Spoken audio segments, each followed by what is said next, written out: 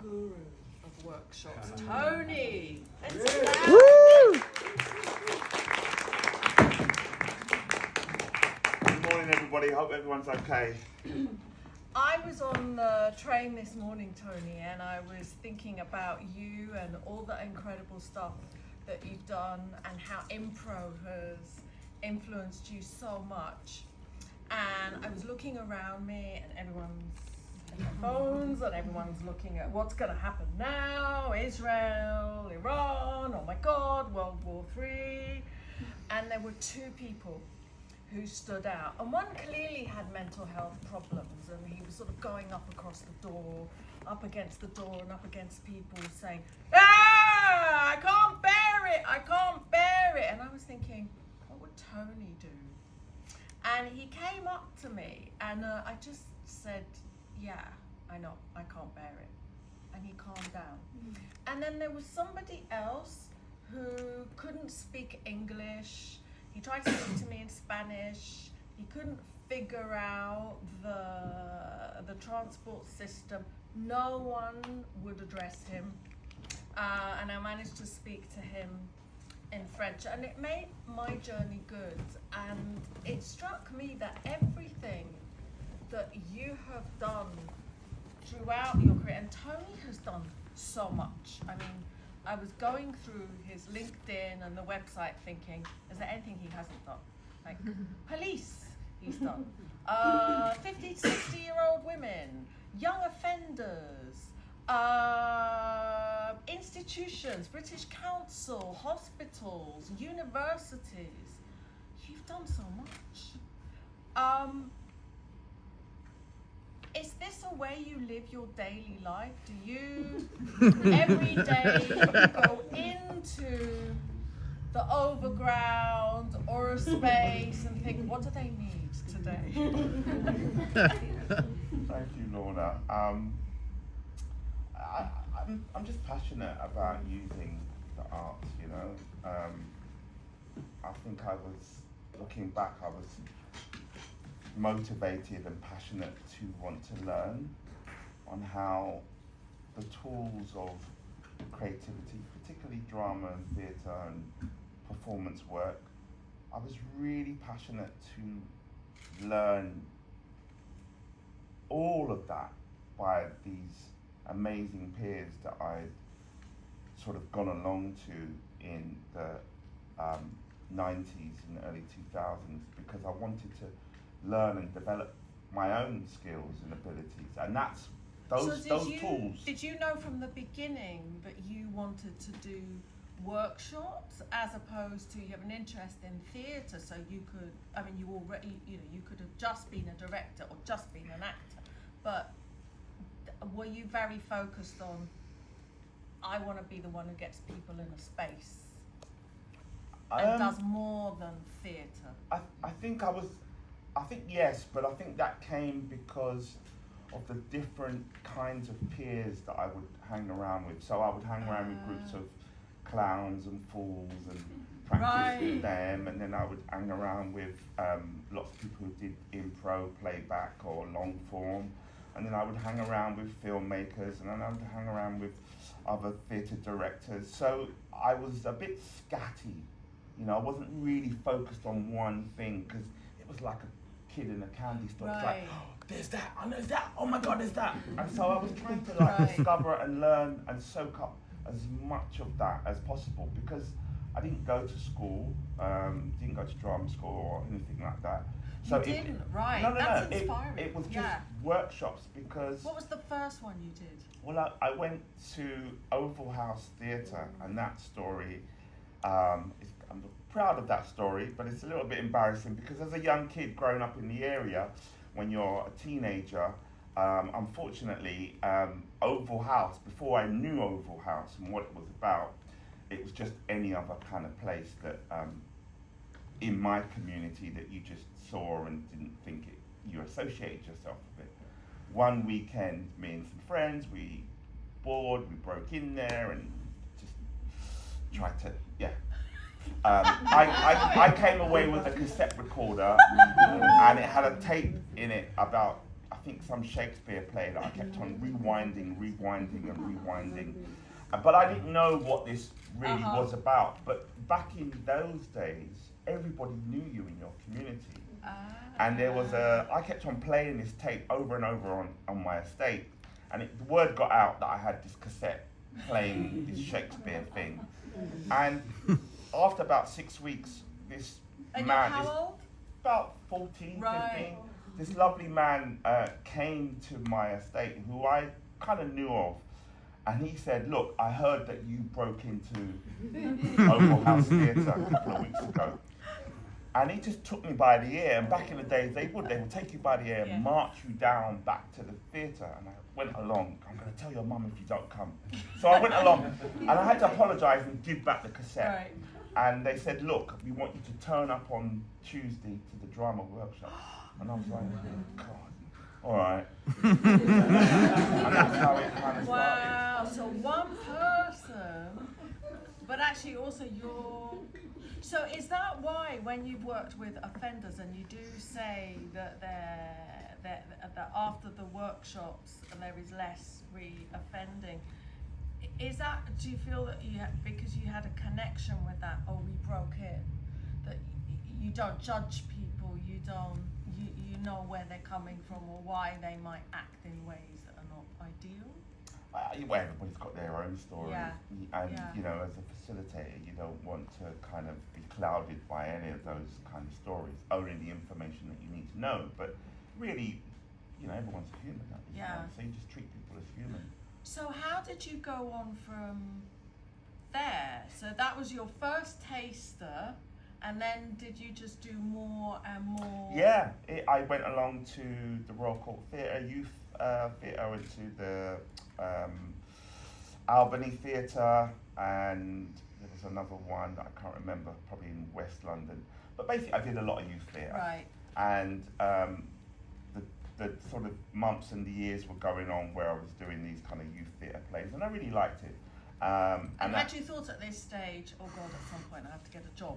No, it was because I was like around 16 now and finished school without any qualifications, and someone said to me, go along to college. So I went along to college, but I spent 2 years from 16 to 17, 18. What were you studying? Well, the only thing that I tended to like, and the only one lesson that I intermittently went to, was sort of business accounting. Right. I don't know why. I think it was because they had a calculator that I could press.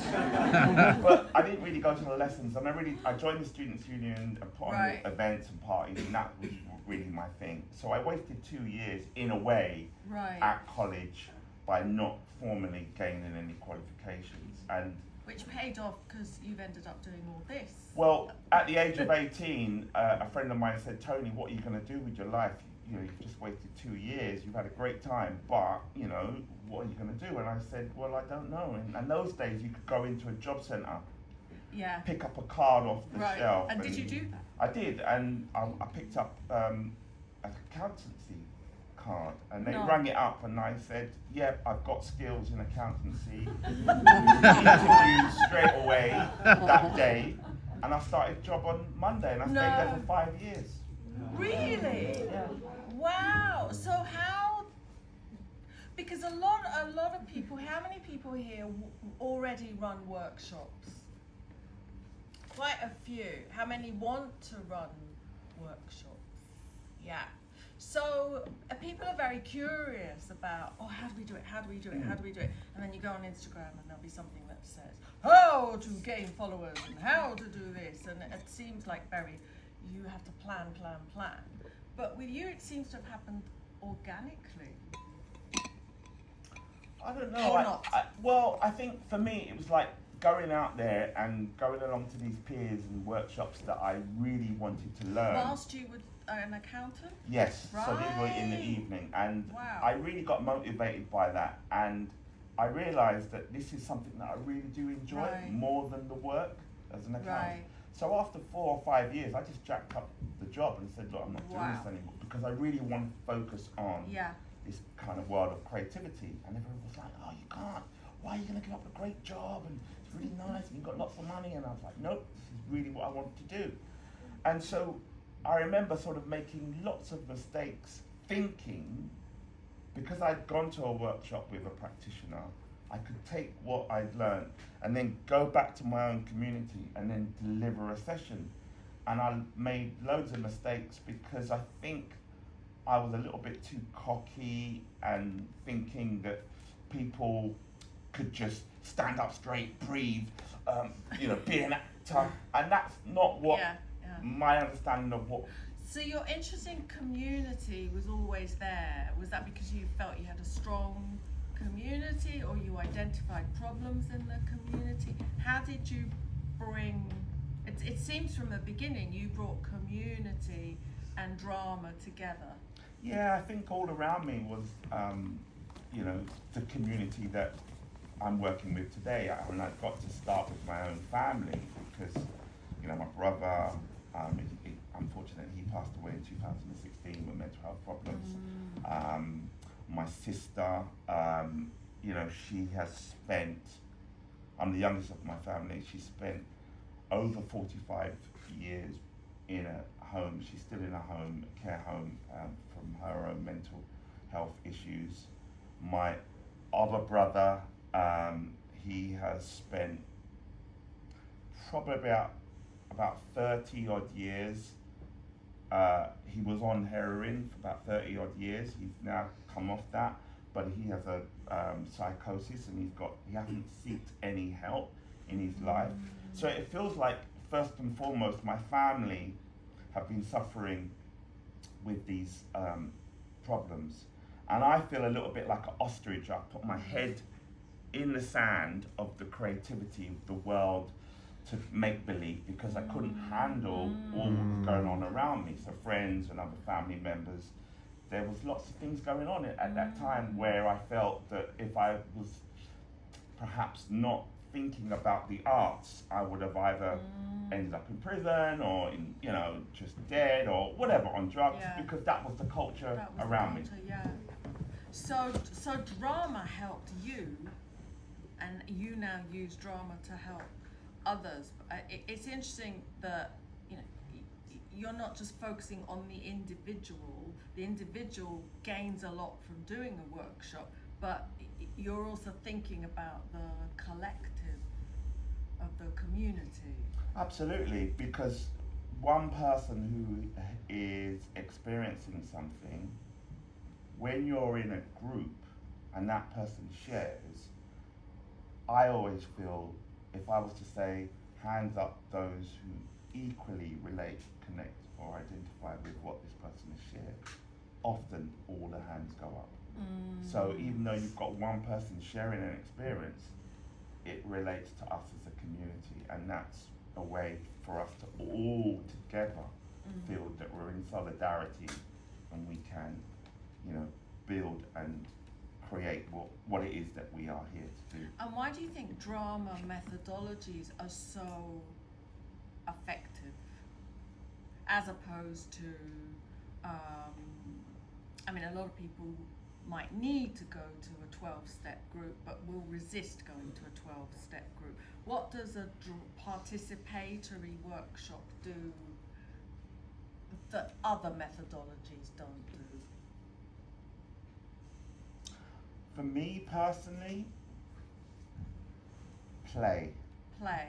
You get to play, and through the play you get to reimagine and rethink, and in those moments you can become, whether it's a bored mosquito on holiday, you can be anybody and anything. And I learned that drama offers you an invitation to play and become and reimagine and rethink and do things in ways that perhaps will give you a different perspective.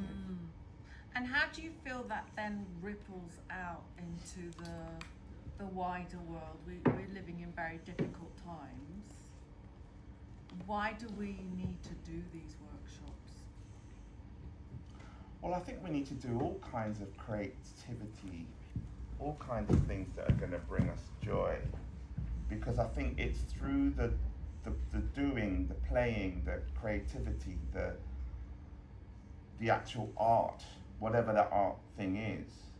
I think it's in those moments, if we're in it and we really are concentrating and having a really great time, there is so much that we can gain from the moment, but even afterwards. And being with a group in a community doing that thing, it really does give us some inspiration and hope around all of us are in it together. And when you're feeling that you belong, when you're feeling that you're emotionally held by others, you're feeling that you can really just be yourself without wearing the cloak or the mask or whatever it may be, that's when I think we really give ourselves to the art.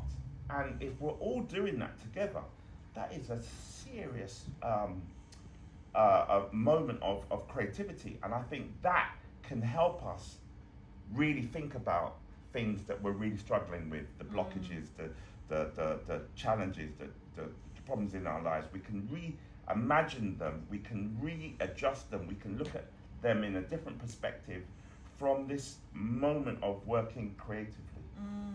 So for many people, life is very overwhelming. There's a lot of loneliness in the world. People are finding it difficult to connect. And then we have the news, which is very addictive for a lot of people. Social media. How would you advise those of us who are running workshops or want to run workshops? What can we do in our practice, from your experience, that will help alleviate all these problems? So, things that are important to me is creativity and being around that. And as much as I've tried to over the years is think of it a bit like an athlete or any other art form. But for an athlete, when you're not in a race, what are you doing? You're on the track, you're practicing. Other creatives, when they're not doing their art, when I'm not doing my art, I want to be around other artists and creatives in a space, making mistakes, being inspired, doing laboratory kind of stuff, messing about, whatever it is, I want to be in that space. And then I can come out of that space with lots of inspiration, lots of ideas, lots of challenges or ways that I might want to try things out. And then go and do that somewhere with real people, come back, share it with my group and go, look, this happened, oh, it was a nightmare, it didn't work, or da da da da. Or it did work, and the reason why it did was because da da da da. So for me, there's something about having this nucleus of a community where you can practice and make mistakes with like-minded folk who really inspire you. And then you go over, come out of there, and you go to wherever you need to go, and you deliver the work, and then you still can come back home with these other Wow, that's really inspiring. That for to me us. is really really crucial. I need to find those spaces to have that. Is there space in your diary? It must be. Do you have a digital diary or an old school one or both? I used to have I'll an have old to ask. school. I used to have an art because I used to like writing things Yeah. in there and drawing and doodling, but no, I don't do that anymore. No, it's a unfortunately. digital one. Yeah. And do people come to you, do institutions come to you now for workshops, or are you still chasing, creating work and saying, look, how about we do this? How does it work I for think you? the balance has shifted for me looking to want to work and do work with people. I think the majority of the work now where people come to me, but the most of it for me, which is what I've always done, being very scatty and not focusing on one thing. Right. I'm always building partnerships and collaborations with a whole range of individuals or organizations or institutions. And Right. that generates and harvests at the same time. Right. Wow, amazing.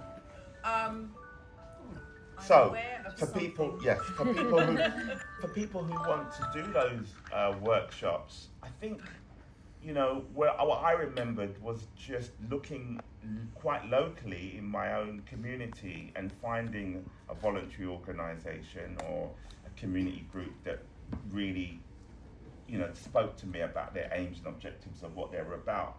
And I would often go along and say, "Oh, hi, I'm Tony, I'm a drummer.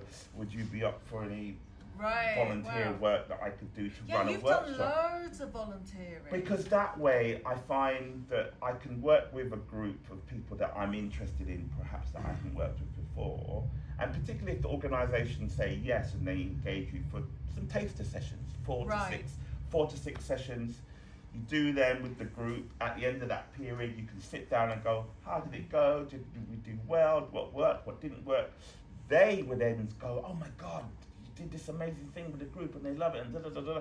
Particularly if they haven't done any arts-based practice before, then that organisation can go, "We want to continue. How do we sustain this?"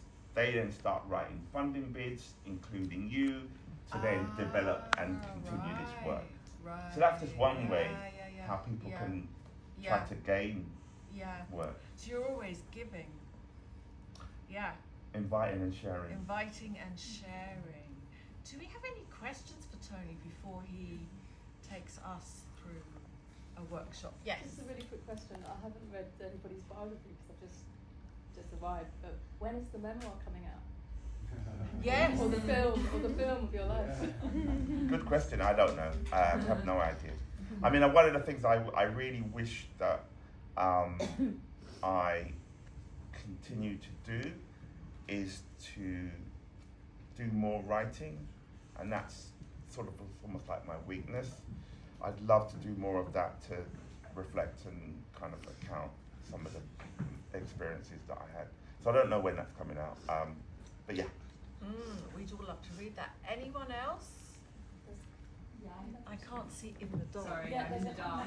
I can see Hi. hands. Yeah. I wondered if you have a sense of thinking about short-term projects versus longer-term work in communities, because I think especially in the funding landscape at the moment, or there's a lot of one-off sessions where you do a series of 3 workshops, as opposed to say working with a group and building trust over a year. And I don't know if you have a sense of what is more effective, what the payoffs are, and Yeah, thank you. I mean, I think this system of funding is kind of designed in a way for us not to kind of get at the root of some of these issues that we're experiencing.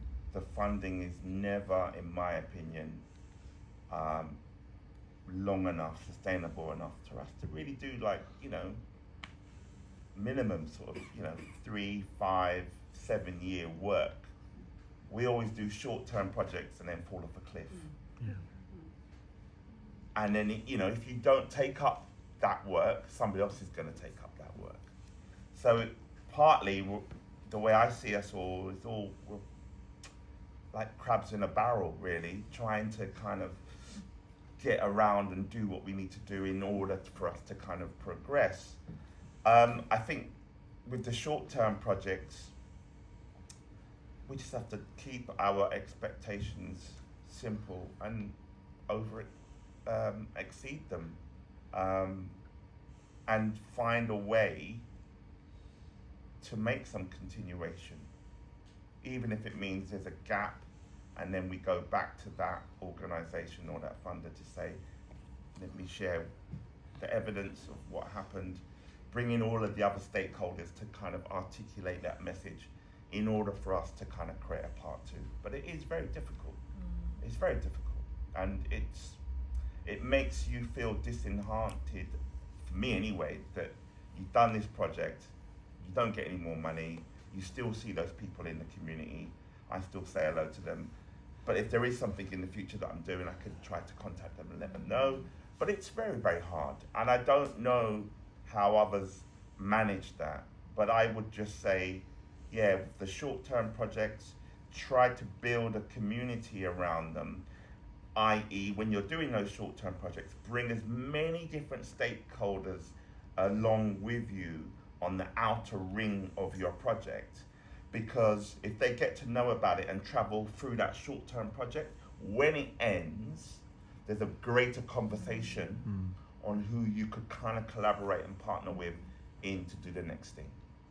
Wow, thank you. Do we have any other questions? Yeah, Yes.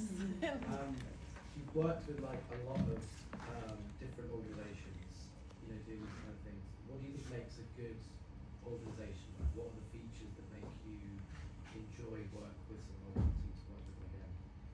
I've never really thought about that because it's always feels to me that each organisation is, a sort of a different entity in terms of how they go about their business, and I haven't really thought about that in a way in relation to your question. I've seen organisations grow over the years and expand, and obviously I've seen lots of arts organisations, theatre companies crash and burn because there's not a lot of money around for them to sustain themselves. Maybe something that if that organisation has a visual sort of platform or network that they're constantly telling people about what they do and how people can get involved, then that sort of always is in the atmosphere, it's always in the ether of, that organisation, they're doing something, they're inviting this, or there's this opportunity. But in terms of good or bad, I don't know. Do we have time for One last one here. Yeah. Yeah, here or Again? Yes, I can see her. Yeah, so kind of similar, related to the previous questions, I'm really interested in how do you kind of prioritize your work and finding a balance. And I imagine you receive more, I assume that you receive more requests than you could actually work with and alongside with your own passion project. So what would you say are some of the, just the methodology that you use to choose what to put your energy in? Again, my routine is really habitual. Really, you know, mornings I try to go on an hour-long run, Monday to Friday, and after I come back from that run, usually around 8 o'clock, I try to, make some time for morning reflection, not often, which might just be sitting, reading, or it's just straight to work because I've got a pile of things that I've got to work on. But I think it is important that many people talk about care. It's so important that we find the spaces and the time to look after ourselves, because otherwise we're not going to feel good about ourselves, and if we don't feel good, then we can't really do what we really want to do with people because we're not in a good state. So for me personally, I love running in the morning, no matter what the weather is. And if I get time, whether that's an afternoon or early evening, or certainly at the weekend, I want to watch something that's going to inspire me. So I'm a big film noir kind of fan. So I love black and white movies, and I just, that makes me kind of just calm, feel centered, and it just gives me that space to kind of think. But other people have other ways, but that's what I would do. And my work, in terms of workload, again, I think I could be a bit more effective with how I produce my work, because there's no one there telling me how to do this. And then I realise I'm a bit behind because I spend too much time on this thing and not enough time on that. So, but at the end of the day, you do what you can. Whatever works for you is probably the best thing you should be doing. Or get a coach. I haven't got a coach, but people talk about get a coach. So you might coach us through a little sample of a workshop now? I can't wait. Great, let's get to it. Yes, shall we give a